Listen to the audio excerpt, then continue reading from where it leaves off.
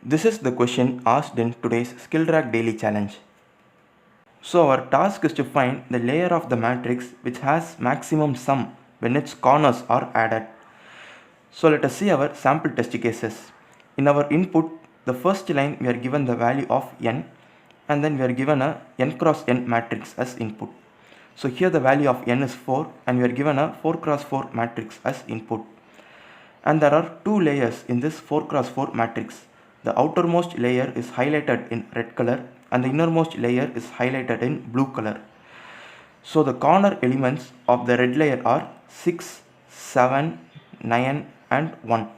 So the sum of these would be 23. And the corner elements of this blue layer are 3, 7, 9 and 0. And when we add all these values, we get 19. So the sum of corner elements of the red layer is 23 and the sum of corner elements of the blue layer is 19. And 23 is greater than 19. So we have to print the red layer as our output, and all the values present inside the red layer must be replaced with asterisks. So here we can see our output. The red layer is alone printed and all the values present inside it are replaced with asterisks. Now let us see our sample input 2. Here we are given a 7 cross 7 matrix as input, and the first layer is highlighted in red color and the second layer is highlighted in green color and the third layer is highlighted in blue color. Now let us see the corner elements of the red layer. So 16, 11, 12 and 19, and when we add all these values we get 58. So I have written it here.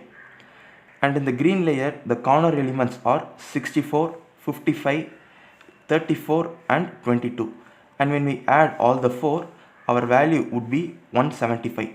So for the green layer 175, I have added it here. And now next the blue layer, the corner elements are 89, 99, 84 and 75, and when we add all the 4 values we get 347. So for blue 347. And now the value of n is odd. So whenever the value of n is odd, there will be a single element present in the center of the matrix which would be left out. But we have to consider it also as a separate layer. So this middlemost value 98 is also considered as a separate layer even though it has only one value. So we are adding it, the middle black 98. And now out of these 4 values 58, 175, 347 and 98, 347 is greater. So the 347 is blue layer. So in our output we must print this blue layer alone, and all the values present inside this blue layer must be replaced with asterisks. And here only 98 is present, so 98 must be replaced with asterisks. So let us see our output. The same we have did. We have printed the blue layer and we have replaced the values present inside it with asterisks. Now let us see how to write a C program for this. This is the program I have written. Initially I have declared some variables, and then I am accepting the value of n in next line, and then I am creating a 2-dimensional array named mat of size n cross n, and then using a nested for loop I am accepting the n cross n matrix as input. So now we shall see the logic to find the layer with maximum sum.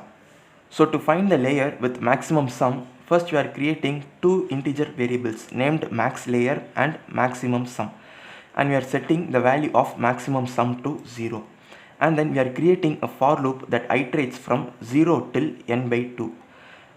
And the reason for this n by 2 is, for n cross n matrix the number of layers in the matrix would be n by 2 if the value of n is even. So here in our output the value of n is 4 and there are 4 by 2 layers, so the red and blue. But if the value of n is odd, there will be n by 2 plus 1. So here in our sample input 2 we can see that the value of n is odd. So 7 by 2 is 3 and 3 plus 1 is 4. So there must be 4 layers. So the red, green, blue and the middle layer with just one value.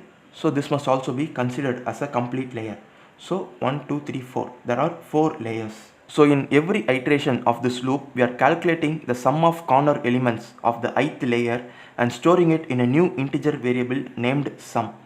So here this matrix of I would be the top left corner, and matrix of I n minus 1 minus I would be the top right corner, and matrix of n minus 1 minus I, n minus 1 minus I would be the bottom right corner, and n minus 1 minus I would be the bottom left corner. So we are adding all these values and storing it in the integer variable sum, and then we are checking whether the sum is greater than maximum sum. And if this condition is satisfied, then we are replacing the maximum sum with the current layer's sum value, and we are storing the value of I in the variable max layer. So this loop is alone enough when we are calculating the maximum layer for an even matrix, and if it is odd, then as we discussed, we will be seeing the middlemost element. So we are checking whether the value of n is odd or not. So if the value of n mod 2 is not equal to 0, then the value of n is odd. So in that case, we are checking whether the matrix of n by 2 is greater than maximum sum. So this n by 2 would be representing the middlemost element of the matrix. So we are checking whether it is greater than the maximum sum. So if it is greater, then we are replacing our maximum layer as n by 2. So now we have found the layer which has maximum sum in the matrix, and the value is stored in the variable max layer. So now we are going to print our output. So we are creating a nested for loop that iterates from maximum layer till n minus maximum layer, because we have to print only the particular layer of the matrix. So the both I and j loop iterates from maximum layer to n minus maximum layer, and this would be printing out a submatrix of the given input matrix, and the boundary element of the submatrix would be the layer which we found, and we have to print the values only of those boundary elements. So while printing, we are checking whether the value of I and j is either equal to maximum layer or n minus 1 minus layer, and if any of this condition is satisfied, then we would be printing the values present in that submatrix, that is the outermost layer of the matrix, and for all the remaining values we are going to replace it with asterisks. So the remaining values would be the values that are present inside the outermost layer. So when we print like this, we get our expected output. Now let us check our program with sample test cases. So I have given the sample input 1 and our expected output is here. So we also get the same values. And now I have given the sample input 2 and our expected output is here. So we also get the same matrix as our output. So this is the logic behind today's daily challenge. Thank you for watching.